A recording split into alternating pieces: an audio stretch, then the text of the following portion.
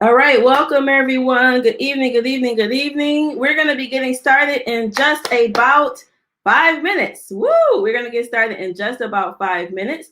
So if you're joining us this evening, we want to know where you're joining us from. Type into the chat box where you're joining us from. And we're going to have a nice conversation this evening with author Katrina Renea Carpenter. So we're going to get started in about 5 minutes. Go ahead and share this out to your friends, to your family, to people in your network, because this is a conversation about family. This is a conversation about professional success. And this is a conversation about struggles as well, right? So it's struggles, success, and secrets. All three of them mixed up and together in one.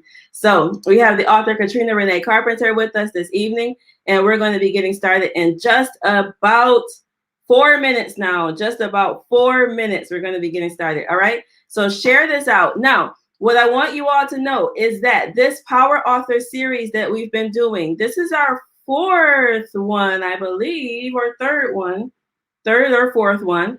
And we're going to have, we have 8 in total. So every day leading up to Saturday, which is our bestseller release day. On Saturday, we're going to be releasing all 8 of these books out into the world. Katrina Renea Carpenter's book, In Spite Of, you're going to go and purchase it on this Saturday.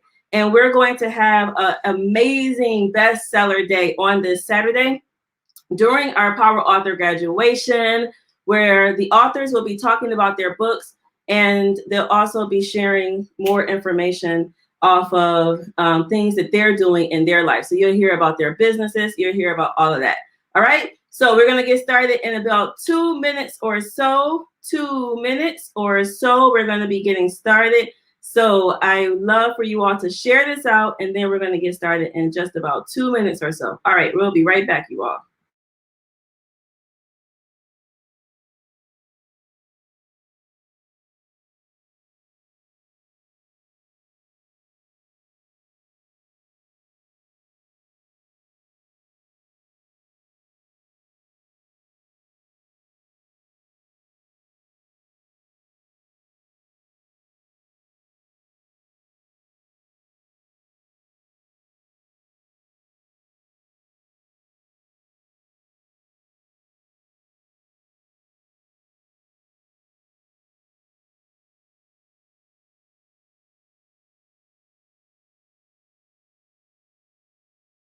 All right, everybody, welcome, welcome, welcome. We're going to be getting started in 1 minute or so. So click this out, share it. We're going to be talking this evening about family secrets, professional struggles, and personal success. So all 3 of those wrapped up into one in the story, In Spite Of. All right. So we have the author Katrina Renea Carpenter with us this evening, who is a power author. She is now a proud graduate of the Power Author Academy, and she is a woman who is committed to not only elevating herself through her businesses, she is also sharing her story so that other people can be able to benefit and other women can be inspired to do the things that they know they can do. All right.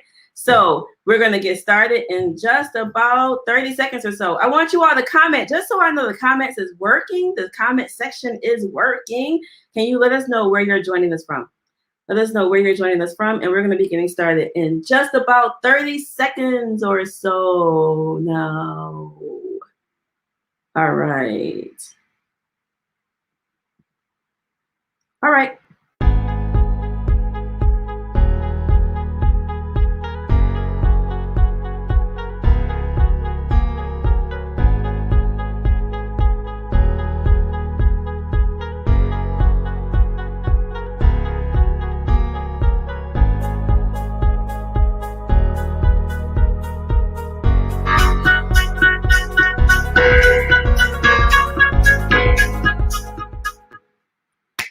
All right, everyone. Good evening, good evening, good evening, good evening. or good morning, or good afternoon, depends on where you are in the world, right? I'm Eastern Standard Time. So I love you all. And this Power Author series has just been like an amazing, amazing, amazing time. I've been having such a good time getting to know each and every one of these ladies, because they all have very unique stories. And every conversation, I've learned a little gem that I can take and add to my own life. So I'm so thankful for all of them, I guess, being willing to be people who share with the idea and with the goal of helping society. You know, a lot of us have stories, but not every one of us kind of uses our story to help those around us. And every single power author that we have been those type of people that have been sharing this and sharing what they know so that other people can benefit, right? So my name is Zarina El-Amin. For those of you who are new to us, I am the founder of the Power Author Academy and the book Power Publishing. And I established the Academy to really help entrepreneurs, to help community members, to help people with a vision be able to bring their ideas out of their head, down onto paper, and out there into the world. So our clients write books, but they just don't write any book. They write good books that they can use to build their business, to leave a written legacy, and also, of course, make an impact in our society, right? That's the ultimate goal for what we're doing. So this evening, I have the illustrious privilege to speak with the author of In Spite Of, Miss Katrina Renea Carpenter. Now, Katrina Renea is a Southern-made Kentucky girl living in the sweltering heat of Texas. Katrina moved from the corporate world to entrepreneurship and is now the owner of Blue Sky Moonwalks, Blue Sky Event Studio, and Black Magnolia Boutique. Katrina holds both a Master of Arts and Bachelor of Science degree in communication from the University of Louisville and Spalding University, respectively. On a personal note, when she's not putting pen to paper, yes, she sometimes writes by hand, or juggling her businesses. She loves to travel, play with her camera, and beat her family and friends at board and trivia games. She also enjoys spending way too much time watching crime shows. So, Katrina, welcome to the Power Author stage. Everybody give her a round of applause, even though they can't hear you, right? Hello, hello. Hey, all right, so let's get into this book, right? We have In Spite Of, which we call a memoir of family secrets, professional struggles, and personal success. So first off, Katrina, I love this cover, and I want you to tell us a little bit about like what is on the cover, because it seems like this has some type of significance to the story itself. So can you tell us a little bit about the cover itself? The cover is one of the houses that we lived in, like the longest as a kid. And for me, a lot of the family secrets and what happens in this house, like you had to have a house on the cover. It just made sense. And so, the struggles that I went through, like I didn't know really what I wanted at first. Like I had an idea, and the more I thought about it, I'm like, I can be a little bit flexible. And so the house is just like home. Like when I sent my family pictures of the cover, they immediately knew like which house, and we've lived many, many places, but they were like, oh, that's the house on XYZ Street. And I'm like, yep, had to have it. So love it. Every time I look at it, I'm like, yeah, that's somewhere where I was. And it's crazy because there's so many places that you used to go or live and they don't exist anymore. And so even if, God forbid, that house ever gets knocked down or remodeled, like that's concrete now. That used to exist, and it's on my book now for forever. Go buy it. Make it one of your rental properties, right? Buy it. Oh God, I had a rental property.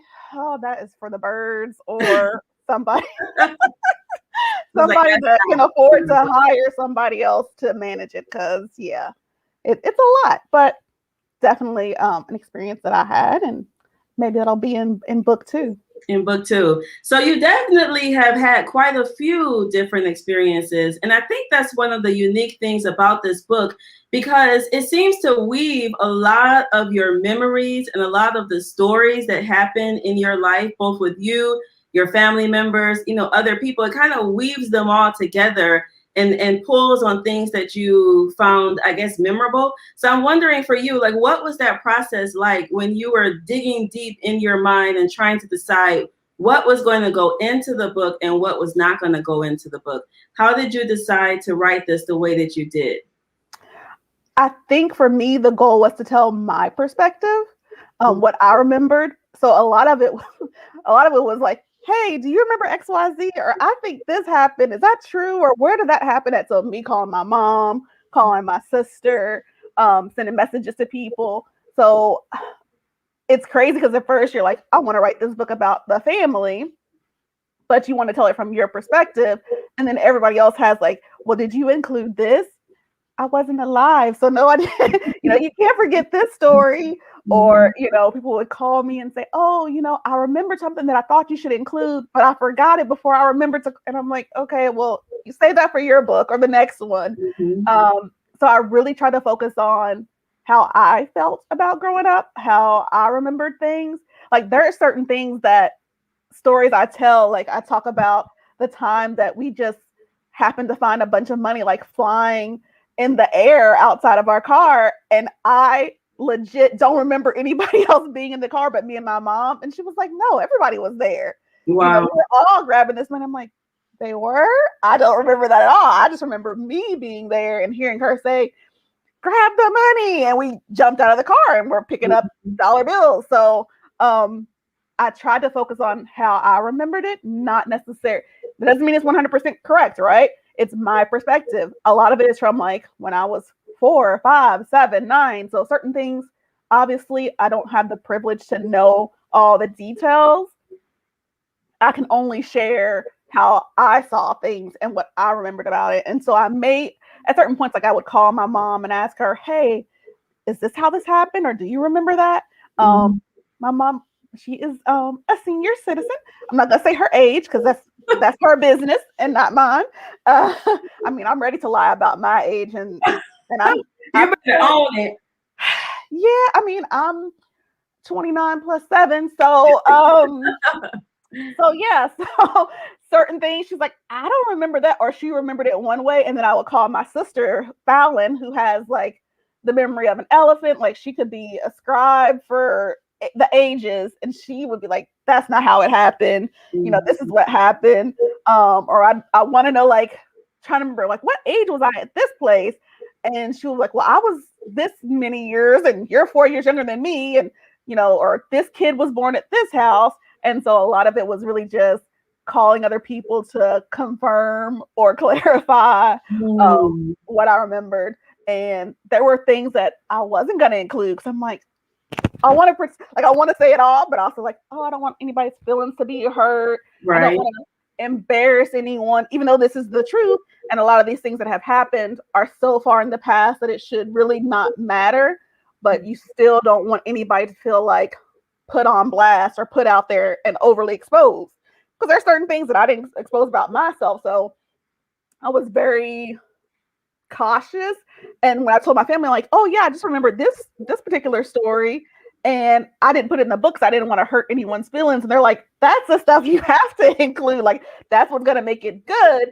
So I went and added things as we got closer to the end that I originally was like, maybe that's too risky or, too illegal.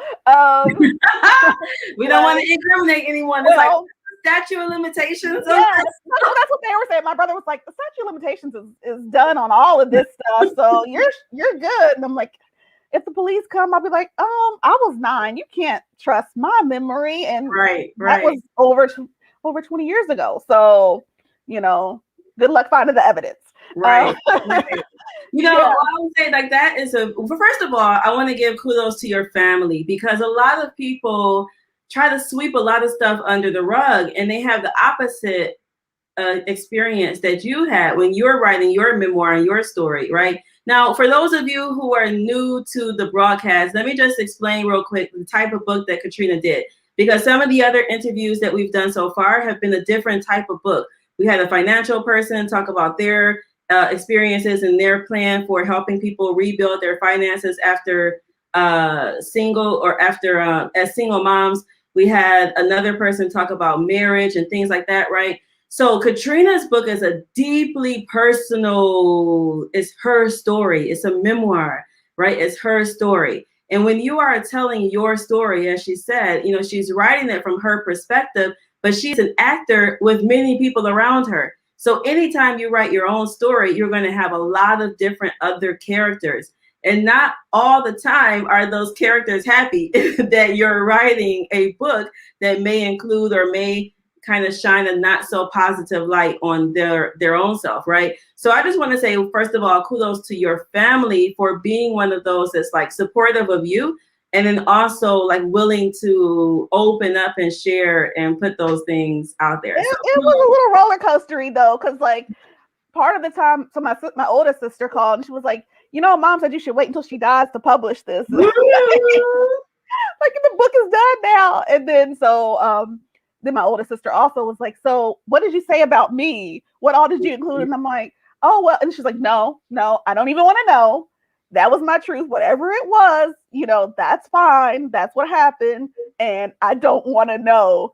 So I think people were definitely the ones that I kind of talked to were kind of on the fence, like, are you sure you want to do this now? You don't want to wait. And then my mom's like, I didn't say that. No, I want you to go ahead and write it.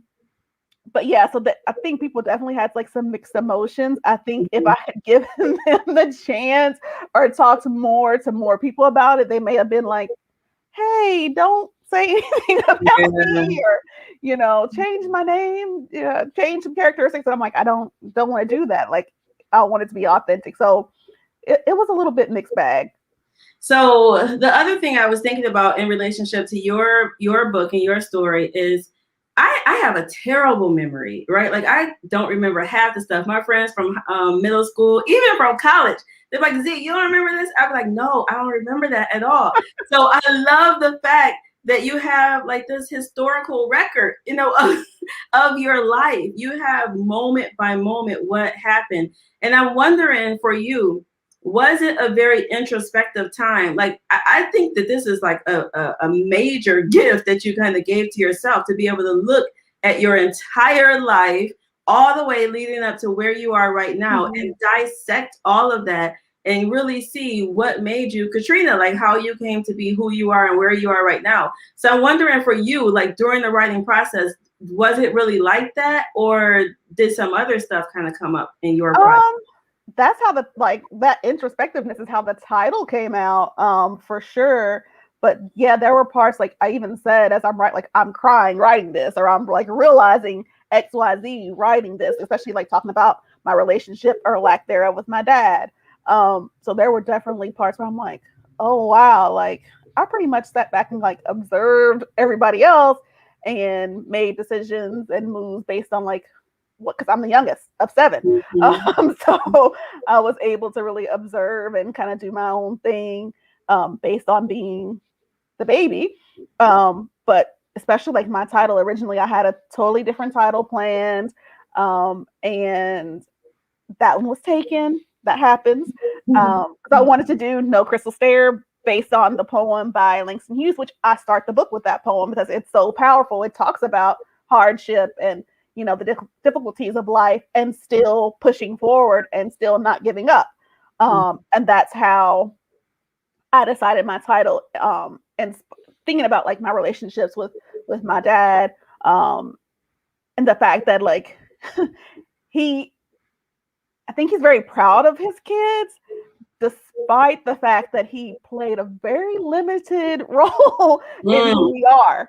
And so he talks about us in public, and he's always, oh, you know, my son so and so is doing this, and Katrina does this, and she owns this, and she graduated, and I'm like, oh, that's cool. It doesn't bother me. My mom, she's like, you don't have no right to say anything about y'all. Like, you ain't got nothing to do with that.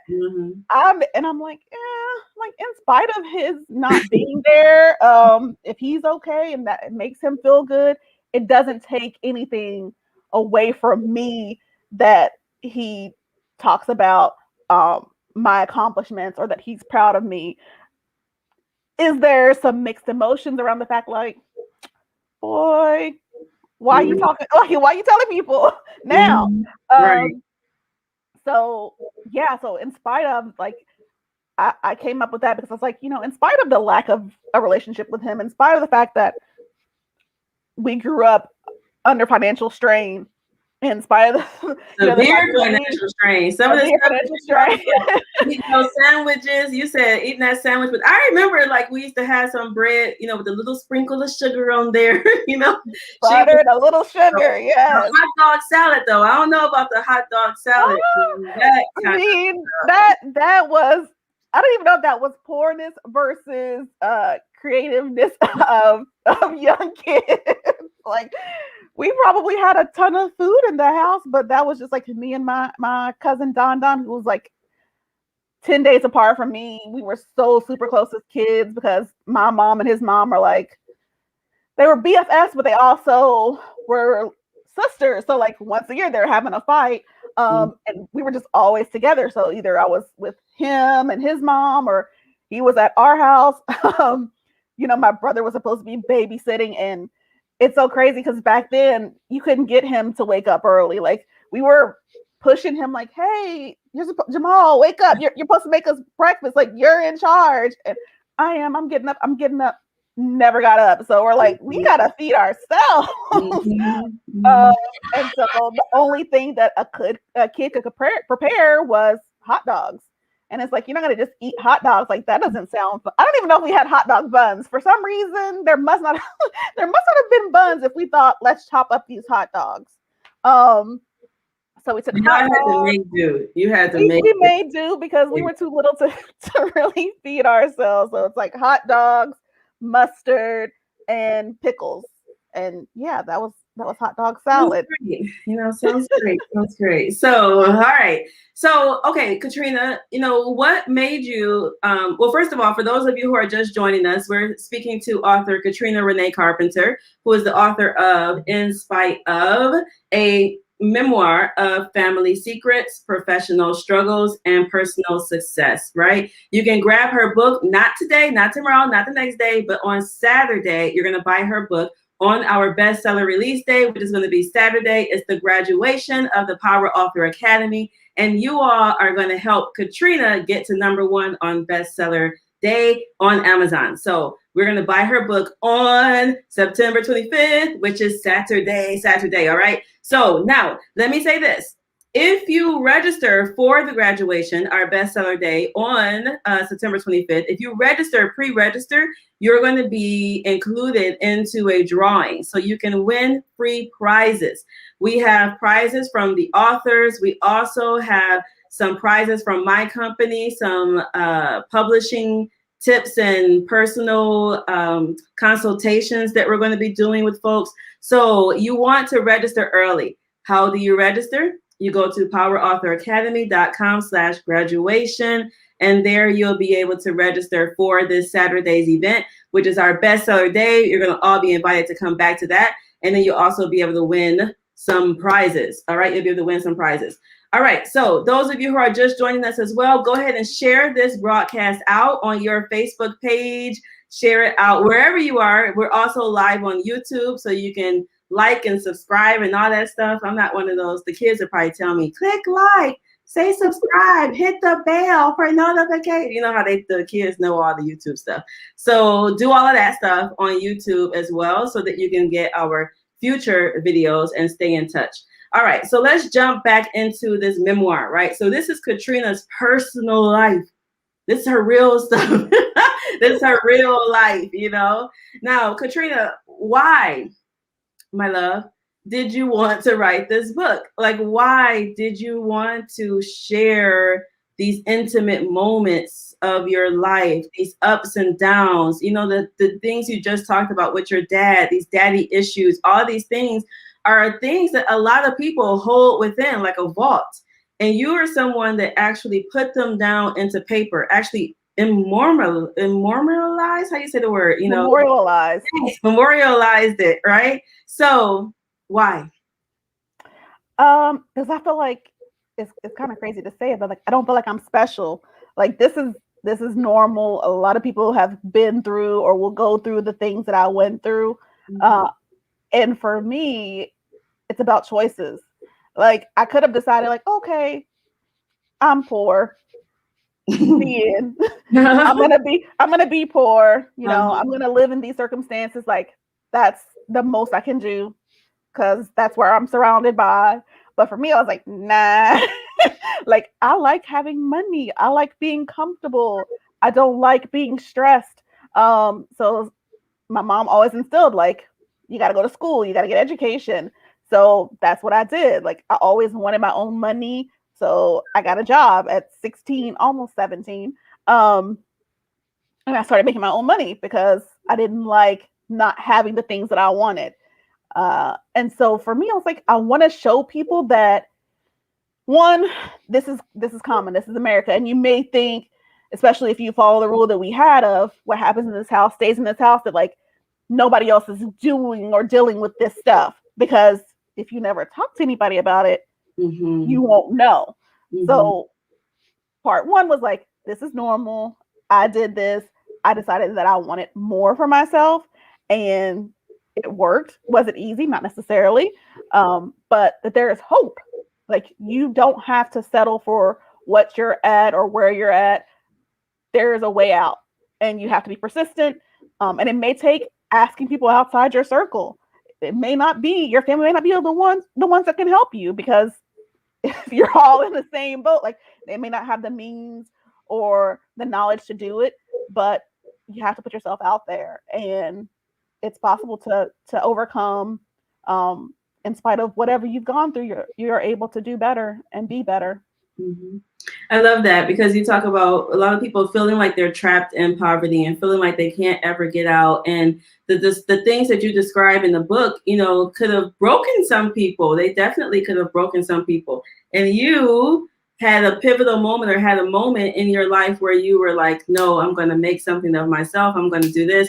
Now, I want to get into this moment of entrepreneurship because I know that you came into entrepreneurship kind of like a side way, I guess, if you will, meaning that you were on the corporate path, the normal path, the normal path that we go through. Right. You go to high school, you go to college, you graduate, you get a corporate, job, and typically you stay there and retire or whatever. And you decided to go a different way.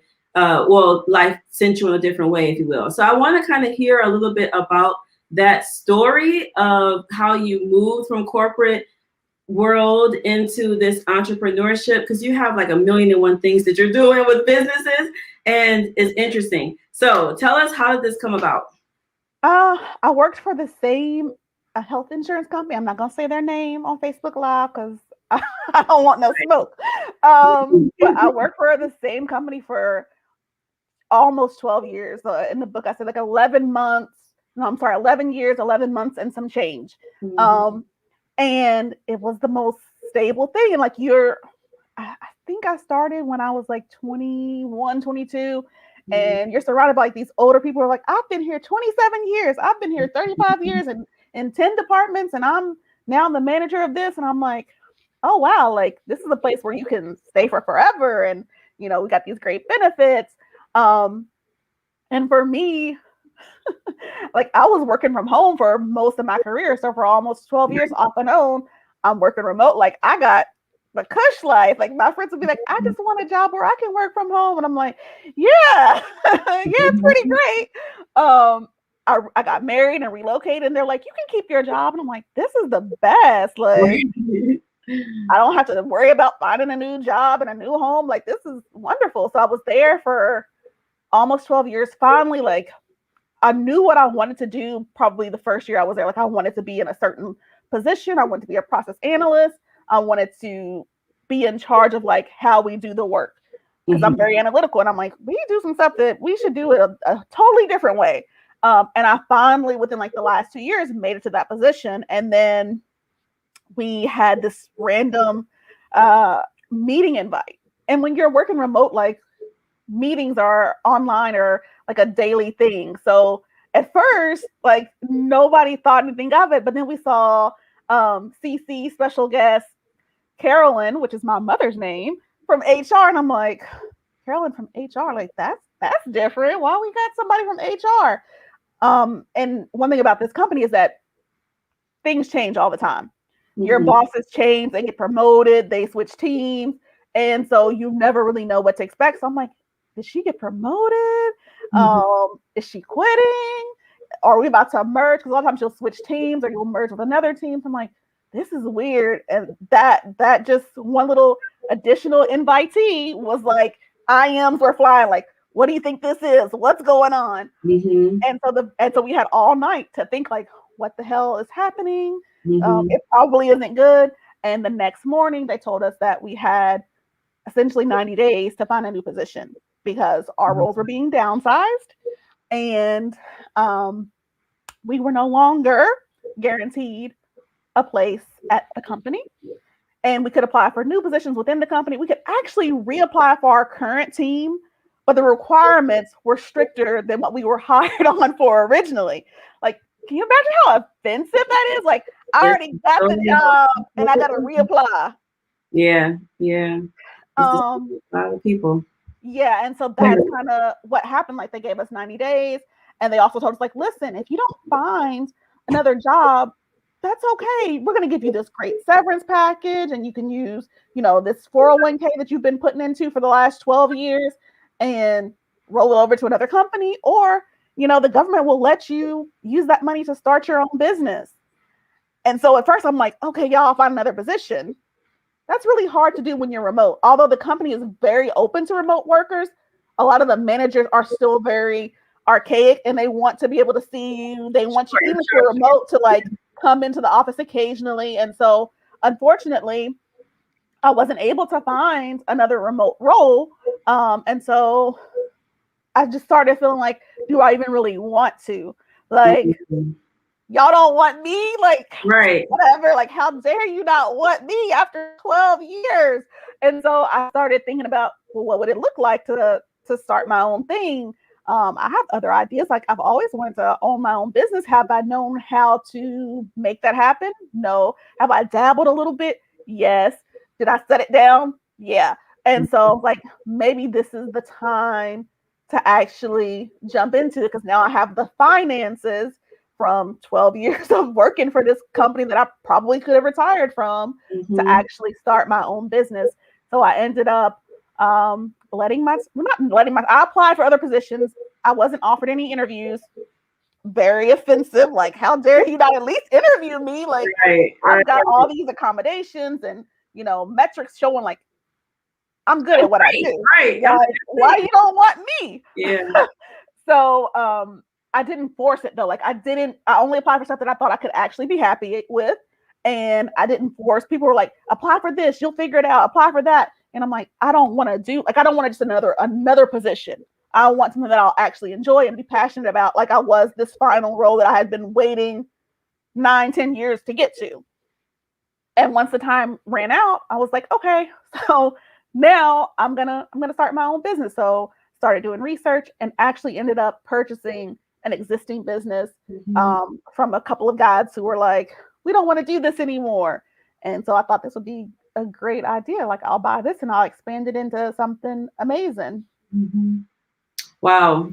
So you were kind of like the stars aligned, I would say. Like, it was always in you to be entrepreneurial and to have your own business. And then sometimes when we don't move in the time that God wants us to move, like he'll just make it like, okay, well, this is the time. So you got downsized at your job.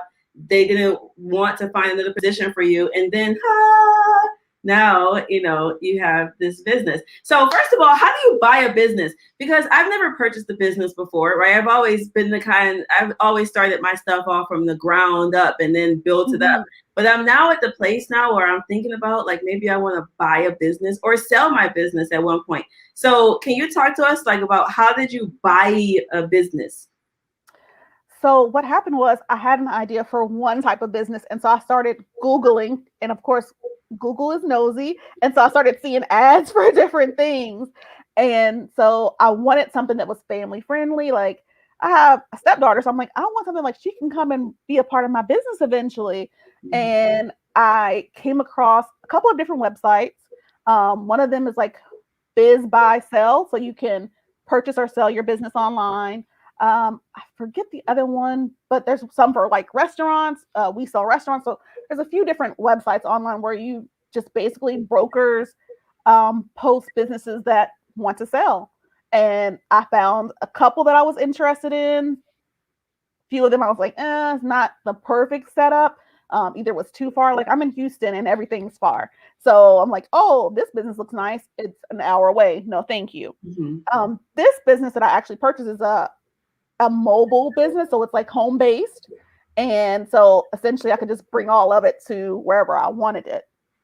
And that's how I ended up. So does that mean that so tell us what business you bought, first of all. That would make more sense to those who don't know what business you purchased. And then tell us a little bit more about, because what you're telling right now are things that most people that grow up in poverty or in the hood, we ain't never heard of nobody buying a business. Like, so what you're sharing is information that most people aren't really privy to, like don't even have a concept of what that looks like. So first of all, tell us the business that you purchased and then what that is that you're doing with that.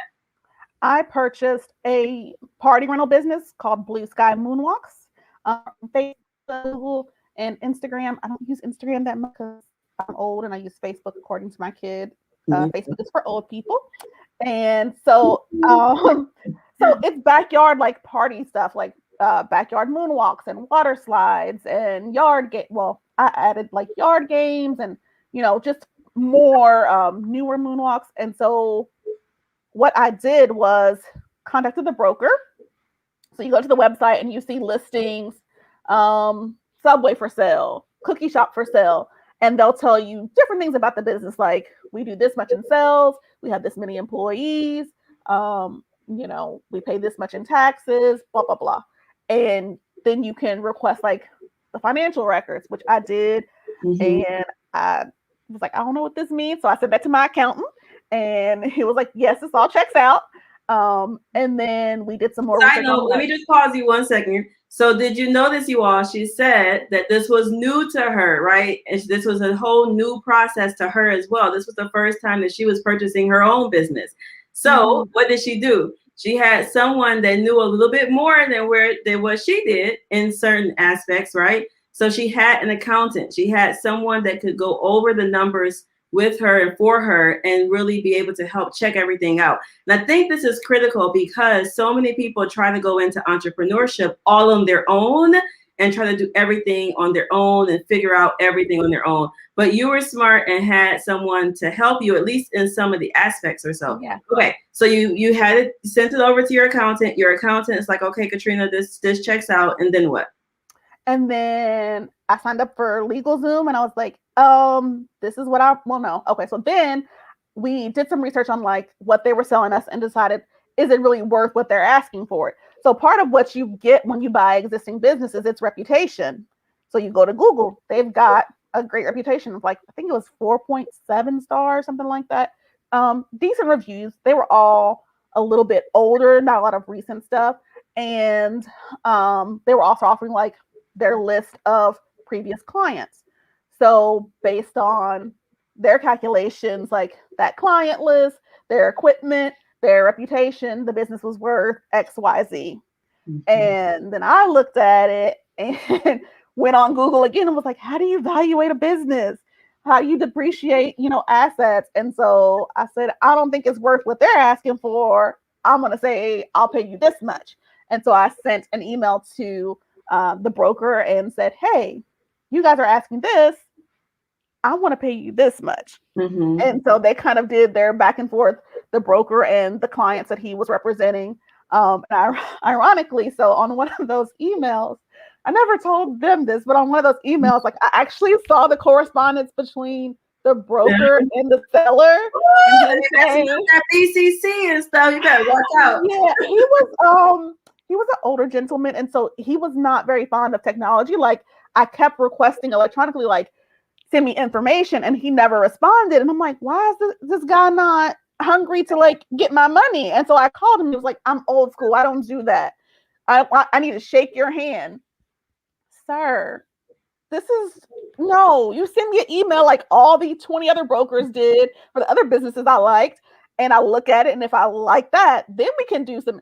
So I Mhm. saw the email between him and the sellers where he essentially was like, this is the first real offer we received in the 2-3 years that we've been trying to sell your business. You really, yeah, you really need to consider this offer.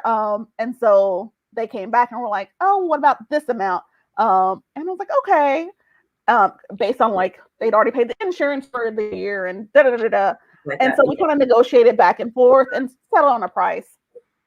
It's exciting. I like this stuff. I love this. It was exciting. It was a little nerve wracking. I'm just like, I've never done this before. What if they say no? I mean, but then at the back of my mind, I'm like, don't nobody else want them, so Yeah. And isn't it funny how like God opened up that extra level of communication for you just to see some of the other background, to be able to kind of like, you know, feel more comfortable and see your role and see where you are and see like, no, I'm not crazy. Like I wasn't lowballing them or I wasn't doing like right. That's a viable offer. I love it. The other thing I love that I'm taking the little jewel, I told you all I take jewels from every single conversation for myself. But one of the things that that you're saying now, as far as how you went and evaluated that business, where you Googled and you looked at the reputation that the business had, you looked at the reviews and things like that. And like for a lot of my things that I've done in the past, I haven't really built up a lot of like online presence and things because a lot of the stuff is word of mouth. It's just, oh, Zarina does this really well. And then one client tells another client, and I stay booked like that, right? I haven't really had to do a lot of stuff online. But what you're reminding us is that if you want to build a business that you can one day sell, you need to also build up the reputation of that business outside of your just word of mouth stuff. You need to build up the online presence of that business so that it is viable and you have the social proof, you know, for other people who may want to purchase your business later on. So that is super duper interesting. So, okay, that was the first business, right? Now, this chick was like, that ain't enough. I'm going to actually, I'm hooked. I'm like hooked. I'm going to start some other stuff. So can you tell us about the other businesses that you either purchased or started then as well? So what happened was Corona. So I purchased my business. I purchased the Moonwalk business February 13th of 2020. So my sister's birthday. So I'm like, oh yay, great. This is like everything has got to have some like extra juju because it's on her birthday. And then maybe a month later, everything started shutting down. And we're a non-essential business. So I was like, this is scary. Am I going to survive? Like, what do I do? Like, do I just sit with this stuff and do nothing? Should I operate? Do I morally feel comfortable? Like, because people were calling, people did not care that it was COVID. They're like, 4th of July, I would like a moonwalk water slide. Right. I'm like, we're legally not allowed to operate in Houston, Harris County. And so I was like, I need something else. Like, I'm just chasing the bag. Like, something's going to stick. So, yeah, because you're not working at this time, right? Right. Like, no. Yeah. Oh my not God. Working. They're freaking out. Like, I didn't put my stuff into this business and then Corona. Yes. Like, ah.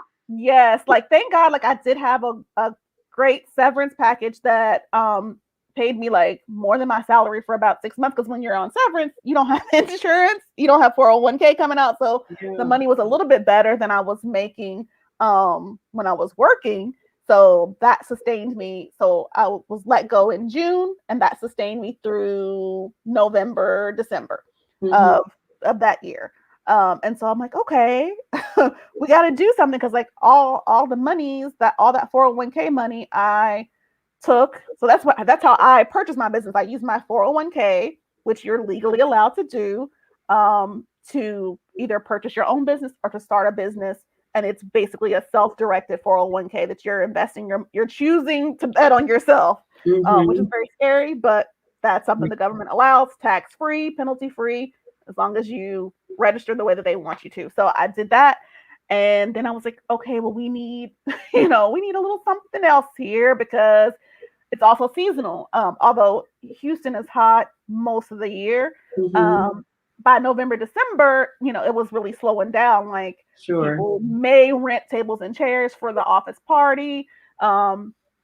We had a lot of orders for moonwalks, but then people would call and cancel because of COVID. Right. So I was like, we need something else. And so I happened to see an advertisement. I don't remember if it was on Facebook or IG for an event space business, like how to start your own event space. And that was something I had been interested in previously, but it was just like back burner. And so I signed up for this little like coaching thing, and I watched it. And I'm like, I could probably do this. It doesn't sound too complicated. And so I started thinking about like, what would I name it? How would I do it? And I originally had one vision for the name, but I decided like, girl, you already have a business, like bank off the reputation of your existing business and make it a sister company. And so then I decided like Blue Sky Event Studio. So praise God, we just got like our permits approved last week. Now this week we're like praying that the inspector, so now we're waiting for like the fire marshal to come and make sure we're not like Matchbox City or anything like that. So so that'll probably be next week. And congratulations. That's awesome, Katrina. That's really awesome. Yes. Yeah, to go from being laid off. Let me just pause you real quick because I want to make sure this is like hitting in and people are kind of seeing exactly what it is that you're telling us, because it sounds like, oh, I just did this and this and this and this. But, you know, like she was in a position for 12 years and really thought, you know, this is a place where I can grow, I can stay and, you know, be good, right? Have some sights on things.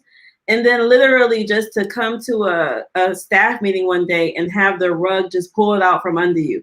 Like, no, you only have 90 days and either you find something here, but that's probably unlikely, or you're going to have to find, and pretty much they were kind of like pushing you out. Like, but they still want you to do your job during those 90 days, like still perform as normal. I'd be like, look, I'm mentally gone. My God, no. I was crying, like looking at my degrees on the wall. Like, I got these 2 degrees and y'all letting me go. How dare you? Yeah. So, you know, to go from that low point emotionally, a lot of people would have been sucked into like depression and all kind of things. Which, I mean, rightfully so. I'm not knocking it because that's hard stuff to deal with.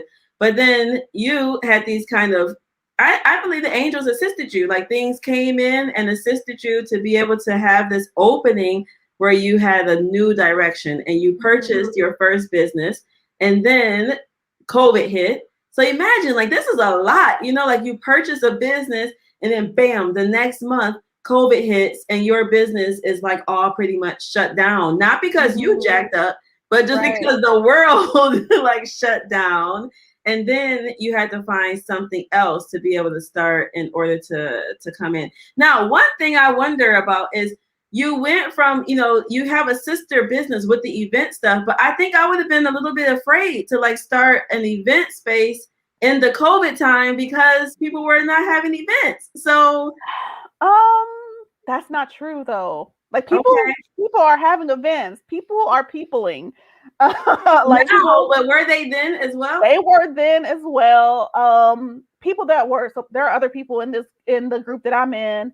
Because like there's a whole like Facebook community and all that good stuff that they already had spaces, and some of them did have to shut down. Like there were certain cities that had like restricted events, or they reduced their numbers of attendees. But people were still having events. Like if you use the Nextdoor app, like you'll see people talking about like, well, my neighbor's having a party, it's 30 people over there, 30 cars, and they don't care. Like COVID is still happening. So people were having events. People are getting pregnant because everybody's at home. Yeah, you know, so then you got baby showers. Yes. So people were having events. Like, should I have maybe waited? Maybe. But when you're in a place of like, we got to get money from somewhere, like we got to make something work. Right. Let's try this other thing. Sounds like a great idea at the time. So yeah. I love it. Okay. So so that was number 2. And then she was like, you know, I think I need to do something else. So you have Black Magnolia, which I absolutely love the name. One of my favorite things of going down south are the magnolia trees. Like it's my dream to have my little horse ranch and all my trees and lemon trees and apples, you know, all that kind of stuff. apples will have to be up here, but down there, you know, the other fruits that y'all got that y'all can grow down there. But I love the magnolia tree. Yes, peaches, you know, but you all have those beautiful magnolia trees. So can you tell us a little bit about that business, Magnolia, Black Magnolia? And for those of you who are joining us, as we mentioned, we're speaking to Katrina Renea Carpenter. She is the entrepreneur. She is the author of In Spite Of, which is her memoir. And it's a memoir of family secrets, professional struggles, and personal success. So you're going to purchase her book on our bestseller day, which is this Saturday, September 25th. This Saturday, September 25th. If you all have any questions for Katrina right now about business, about her life, about writing this book, her memoir, her sort of tell-all, if you will, up until now, where she is now, 30-something, right?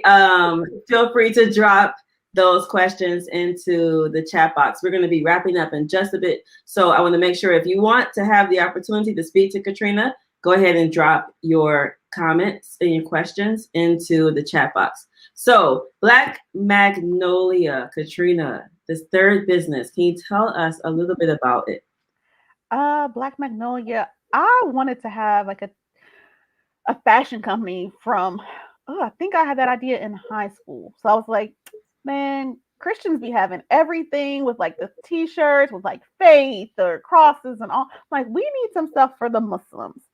And I had no idea how to like make that happen. And I talked to my family, like, y'all, it would be so nice to have like some modest stuff with like something that represented my faith.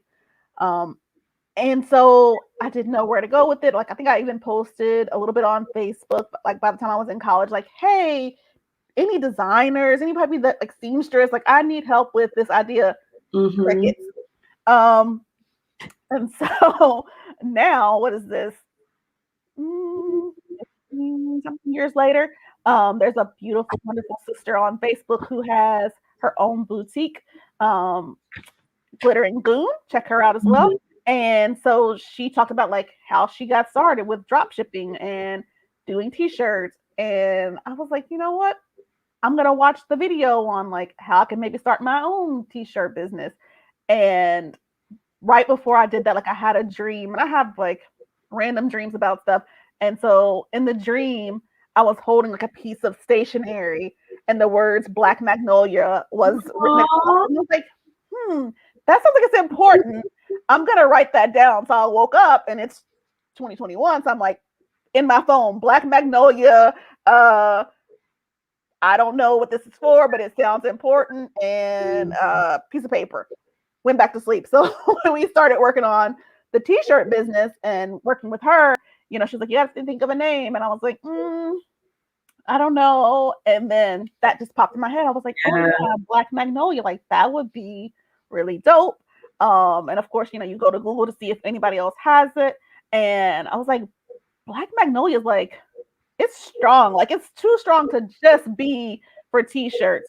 So I actually, my LLC and my trademark is Black Magnolia Collective, because like we collect in multiple things. So eventually that'll be, you know, maybe we will do like a stationery. And, you know, I also plan to like have, so once Blue Sky Events is successful, we'll have Black Magnolia events as well. So just an expansion, like multiple streams of income, multiple opportunities. And so that's how we got to Black Magnolia Boutique, which I haven't, the website is live. I haven't published it because I was like, I'm already doing the book. Like, people are going to be like, Katrina, get out of our pockets. But if you don't read, you don't want to buy the book, just buy like the Amazon Kindle version, and then go check out the t-shirts as well, because it's some pretty dope stuff on there. Oh, okay, beautiful. We definitely will shout that out and share the links. So, Katrina, I just want to thank you so much. One, for having your fearlessness. I think that even just in the conversation that we had right now, like, you're inspiring me to bring more of those ideas that I've put on the back burner and, you know, bring some of them out, you know, and some of them, you know, I talk about the fact that we live our lives as scientists, as a laboratory, right? You try, you may fail, you may succeed, you do different things, and it's okay. You know, you don't always have to have something that's like right out the gate. I can have something that I may decide I want to do, but I may change my mind. And if it doesn't come out the way I want to, and that's perfectly okay. We don't have to get caught up in like, it being this master major success. Just me being able to do it is benefit or is good enough for me, sometimes. So I love the fact that you're giving us this idea and this permission, if you will, of going out there and like deciding that, hey, I have this idea. Let me actually do some research, get some help so that I can actually do it, right? Like that's one of the things I've heard as a theme with you is that when you have some idea, like you hit up Google, you start doing some research, and then you find somebody that has a little bit more knowledge in that area and you listen. And then you implement, because knowledge without action is nothing, right? You have to have knowledge plus action, and then you implement it. Implementing is where it's all at. So we have a question for you. It says, "Congrats, Katrina, with all the successful businesses you have you thought about offering business consulting or development?" Thank you. I have not, because I still feel like I'm growing and developing myself. Like I got a lot of stuff going on, but I haven't decided yet. Like for me, the success is that I started some stuff. Now, are the checks rolling in? Not yet. We're in year 1.5 of Blue Sky Moonwalks. We had a very rough year with COVID that first year. Yeah. Year 2 is looking a lot better. Then I also decided like, hey, let me take on some new stuff. So is it something I'm like, if somebody asked me, sure, I would gladly offer suggestions or advice as best as I can. Do I consider myself an expert?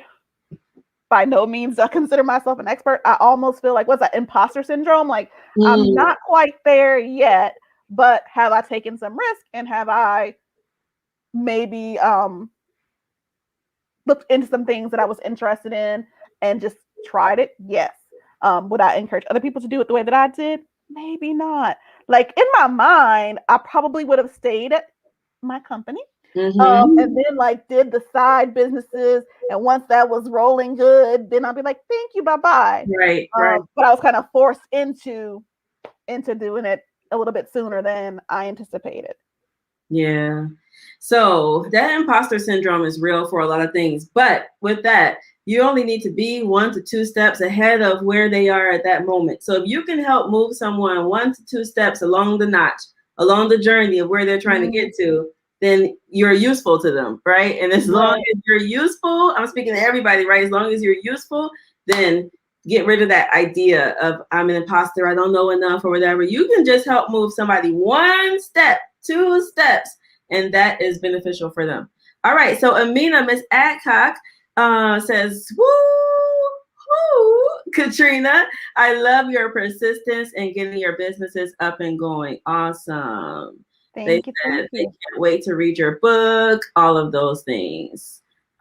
Great. So, Katrina, I want to thank you so much for being with us this evening.